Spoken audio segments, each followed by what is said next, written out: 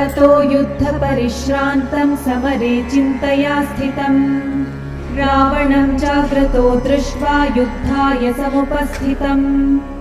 दैवतैश्च समागम्य द्रष्टुमभ्यागतो रणम्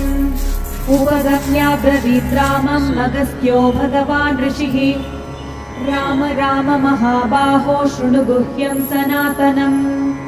येन सर्वनरीन् वत्स समरे विजयिष्यसि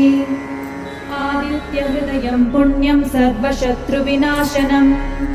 जयावहं जपे नित्यम् अक्षय्यं परमं शिवम्